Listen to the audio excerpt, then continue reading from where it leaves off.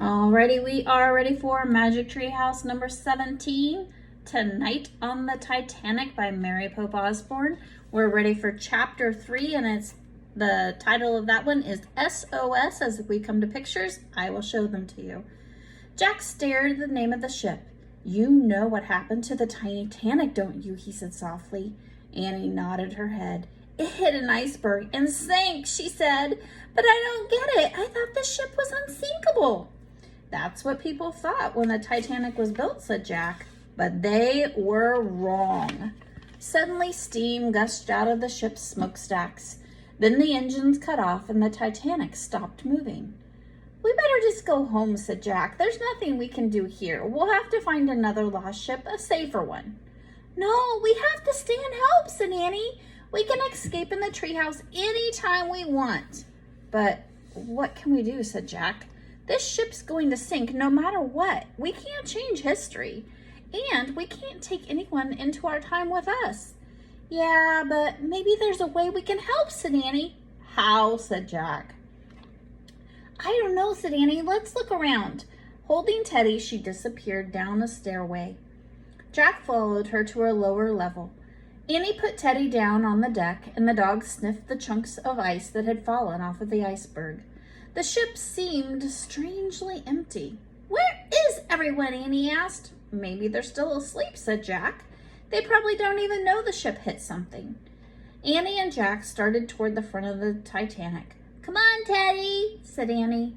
The little dog scampered after them, and they passed the round windows of different rooms on the ship. Jack looked through them as they went by. He saw exercise bikes, rowing machines in one room, and another there were palm trees, bamboo chairs, and tables. Next they passed a library filled with books. "This ship is like a town," said Jack. Near the end of the deck, they peeked through another round window, and inside a room, a man was wearing earphones. Jack heard a clicking noise as the man tapped a lever on a black box. "What is he doing?" Annie whispered. Jack shrugged his shoulders.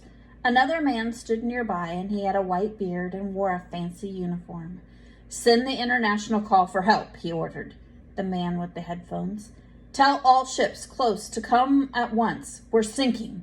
"Yes, Captain," said the man. "Great, they're calling for help," Annie whispered. Jack shook his head. "I don't think help will come in time," he said.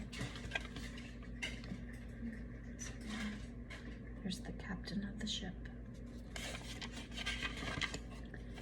He shined the flashlight on the book and found a picture of the radio operator, and he read quietly to Annie. After the Titanic hit the iceberg at 11:40 p.m., the ship's radio operator sent out an SOS. An SOS is an international distress signal in Morse code. Unfortunately, the only ship near the Titanic had turned off its radio for the night.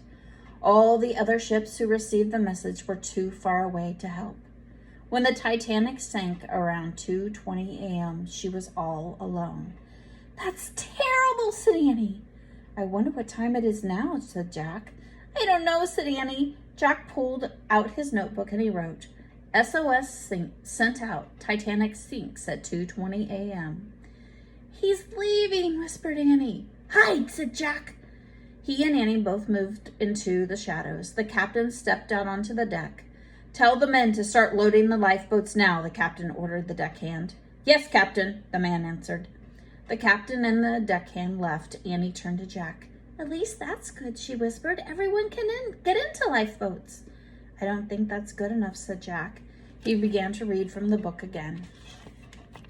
On the Titanic, there were 20 lifeboats to save all the passengers. The ship needed twice as many. But with all the confusion on board, a number of lifeboats were not even full when they left the ship. Many third-class passengers did not have a chance to get into any of the lifeboats because they were on the lower decks and they didn't know where to go. Jack wrote in his notebook, "Need twice as many lifeboats." "Hey, I know what we can do to help," said Annie. "What?" asked Jack. "We can help find the lifeboats," she said.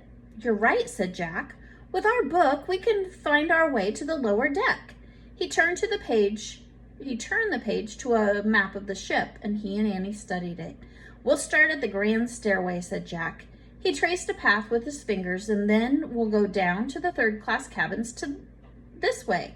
Good plan, said Annie. Jack looked back through the door. The radio operator was still tapping out his message over and over and over again. SOS, whispered Jack. He took a deep breath. Okay, let's go. Chapter 4, Put on your life belts. Jack and Annie slipped through a door off the boat deck. Teddy was at their heels. Wow, breathed Annie. Arf, arf, Teddy barked. They were at the top of an empty grand stairway. It was beautiful. It was made of dark glossy wood. A huge dome with lights hung over it. At the top of the stairs was a fancy clock. The hands of the clock said 12:20. So that means they have about 2 hours before the boat officially sinks. Oh man, it's 20 minutes after midnight, said Jack. The ship's going down in 2 hours. They hurried down the carpeted steps and into the first-class hallway. Teddy followed along. Jack looked at the map in the book. These are the staterooms, he said. This hall will take us to the third-class open deck. Hey, look, said Annie. The floor's slanting down. Jack caught his breath. She was right. That means the front of the ship is already sinking, he said. Just then, a man in a white uniform came down the hallway. He knocked on all the doors. Put on your life belts at once and come to the boat deck, he called. Men and women stumbled out of their rooms, and they wore elegant robes made of shiny cloth and velvet. What's going on? A woman asked.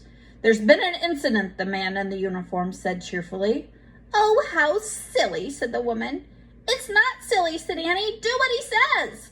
Arf, arf, Teddy barked as he agreed with Annie. Shh, Teddy, said Jack. He picked up the little dog, and he and Annie hurried down the hall. They crossed the third-class open deck where more people were standing. These people were not dressed in fancy clothes. They mostly wore plain dark coats. They didn't seem worried either. They were all joking and laughing. Jack and Annie slipped through the crowd, and they went into the big smoky room.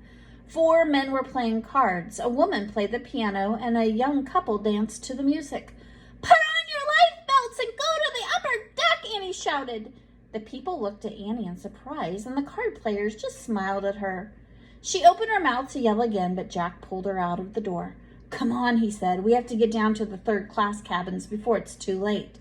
They hurried down another hall, and then they climbed down another stairway. Jack carried Teddy the whole way. At the bottom of the stairs, they rounded a corner, and they both gasped. The floor was really slanting down here, and water sloshed at the end of the hallway. The Titanic is sinking, said Jack. But no one understands, said Annie. I know, Jack said, and it made him feel terribly sad. Teddy whined, and Jack buried his face in the dog's fur. Come on, said Annie. She began banging on all the cabin doors, and the doors swung open. The cabins were all empty. The people from the hallway must be the ones up near the lounge, said Jack. Maybe we should go back down to a lower deck. He started to walk back to the stairs, but Teddy began barking furiously. What's wrong with him, said Jack. I don't know, said Annie. Suddenly, the dog leaped out of Jack's arms and charged down the hallway. He was running straight toward the water. Watch out, cried Jack. He and Annie ran after Teddy. The dog began barking at a closed door. The door opened, and a very small boy peeked out. We'll pick up again at chapter 5 tomorrow. Have a good day.